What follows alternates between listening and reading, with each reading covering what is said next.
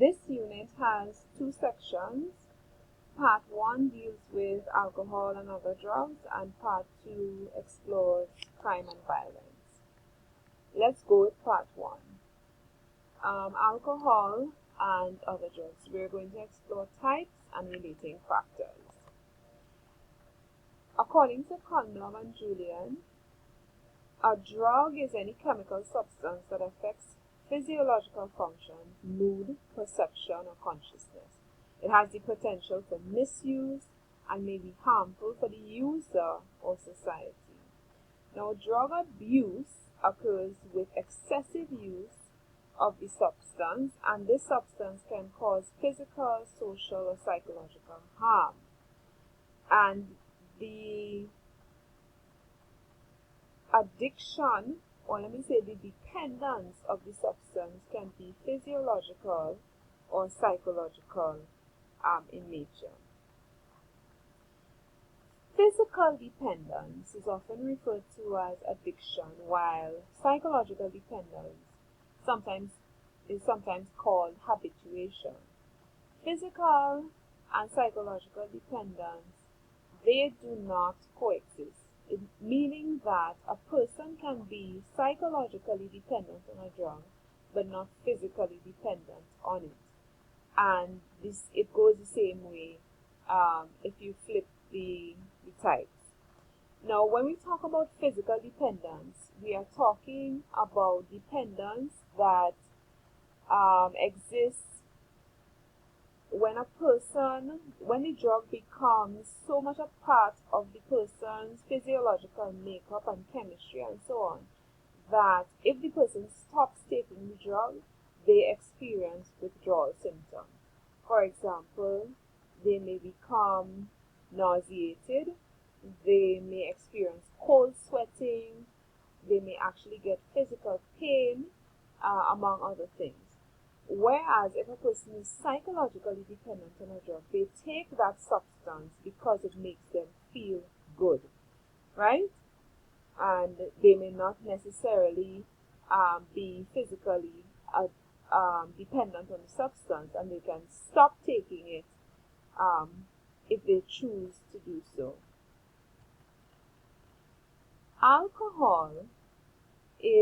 We're going to look at alcohol as in a different category because it behaves and operates differently from other substances, especially stronger substances, on the mere fact that it is legal.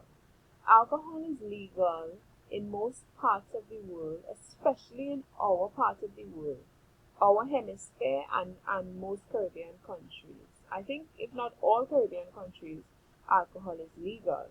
However, there are restrictions on age because alcohol cannot be sold to minors. Neither is it legal to be found in their possession, especially in schools. Now, alcoholism is a major problem in the Caribbean region, and countries like Trinidad and Tobago has a very young age of onset, meaning that the first time a child uses alcohol is very young. Sometimes it's as young as 5. And this is an issue because the younger a person uses a substance, the more likely that person is to become addicted to that substance later on in life. Now, alcohol is also an issue because it may be considered what is known as a gateway drug to the use of stronger and more addictive substances. The use and abuse of alcohol depends on a lot of factors. Let's look at some of them. The alcoholic, or even before a person becomes an alcoholic, you have all of these factors on the outside that would affect them. So whether or not you become an alcoholic depends, for example, on your biological makeup. Some people actually have a gene for alcoholism that they may inherit from one or two of their parents. This does not mean that they would necessarily become an alcoholic, but when you have a genetic predisposition towards something, it increases the likelihood of that thing happening, especially if the culture in which you live endorses that behavior and makes it seem normal. The culture in the Caribbean really does endorse the abuse of alcohol. We have a party pet sort of attitude that encourages the abuse of alcohol even to children. We see it as something that is fun, something that shouldn't be taken too seriously, and if you frown upon it, you are looked as strange or even a party pooper. Binge drinking is another major issue in terms of the abuse of alcohol. When we say binge drinking, it has to do with the consumption of large amounts of alcohol, especially by teenagers and young adults. So it happens a lot in school, especially colleges and universities. It is related to a lot of other things like motor vehicular accidents and sexual assault. And this does not discriminate in terms of gender. Binge drinking happens a lot with males and it happens a lot with females. Let's look at other drugs now. Other drugs can be categorized in one of these sections, right? You would notice that marijuana it's in its own category, and that is because marijuana behaves differently. Sometimes it can act as a stimulant, and other times it acts as a hallucinogen, and other times it acts like something completely different, right? So it's in a category by itself. But usually these are the categories of drugs that you would find. This table is adapted from Dr. Sandra Reed from the CARIAT session in 2012 in Tobago. This table illustrates that you have stimulants, depressants, marijuana, inhalants, opioids, and hallucinogens. Stimulants usually come in the form of cocaine, amphetamine like methamphetamine, ecstasy, caffeine, yes, caffeine is a drug, and nicotine. Now, stimulants, they stimulate mood, they stimulate processes of the body, so they kind of make you hyper and feel like you're in control, but you're really not.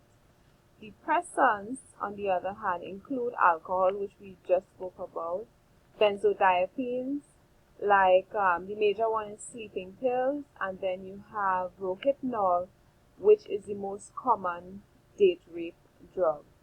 Depressants, they slow down the function of the central nervous system, which means that you basically on go slow. And marijuana, as I said before, is in a category by itself. It is known by different names. Some people call it the herb, some people call it ganja, some people say weed, and there are a lot of other names for it. I'm sure you can think of quite a few. Now, marijuana impairs attention processes and brain function. As a matter of fact, research has shown that marijuana affects brain cells in that it tends to diminish brain cells. Then you also have inhalants like glue, solvents, gases, etc. They depress the central nervous system function, and they also block the passage of oxygen to the brain. And somehow this can create a high that people tend to like. And this is a particular issue for young children and teenagers, because this is something that they could just find as a household item. Then you have opioids like codeine, heroin, and morphine. Some of these are legal that you get when you are in pain in the hospital. It tends to elevate mood, cause indifference, and it's also used as an anesthesia. You also have, finally, hallucinogens like LSD and something that is known as joy juice, datura. It alters the state of perception and feeling, and the user perceives things differently from reality. So basically, you are hallucinating. You're seeing things that are not there, and you're also hearing things that are not there. Drug dependence is related to different factors, just like alcoholism.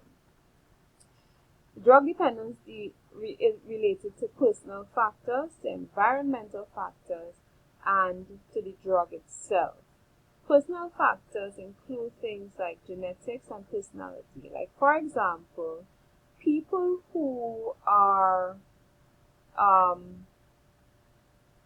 anxious or impulsive, they tend to use drugs or become dependent on drugs more often than people who are not.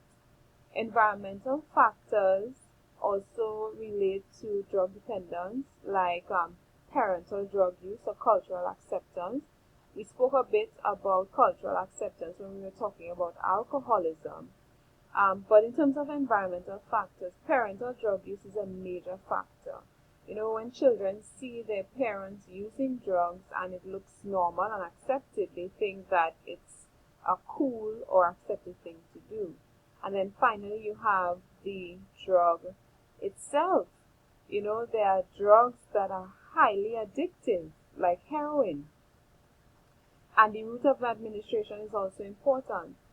You know, snorting a drug or shooting it directly into your veins produces a different result, a different effect altogether.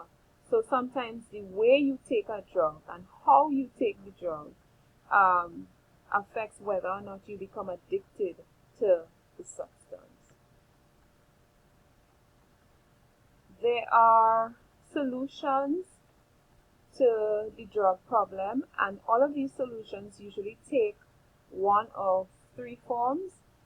Those are demand reduction, supply reduction, and harm reduction. These are very controversial, especially harm reduction. They basically speak for themselves. Demand reduction has to do with strategies that would lower the demand of the drug, like school-based programs. So you tend to show children the effects of a drug, hoping that the knowledge of it will help them not to use the drug. Supply reduction strategies has to do with cracking down on the supply of the drug.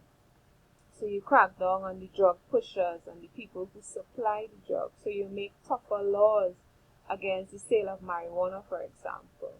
And harm reduction, the most controversial of them all, has to do with the distribution. An example is distribution of needles to heroin addicts. And harm reduction basically has to do with reducing the harm to the user and by extension society. This has not really happened in the Caribbean.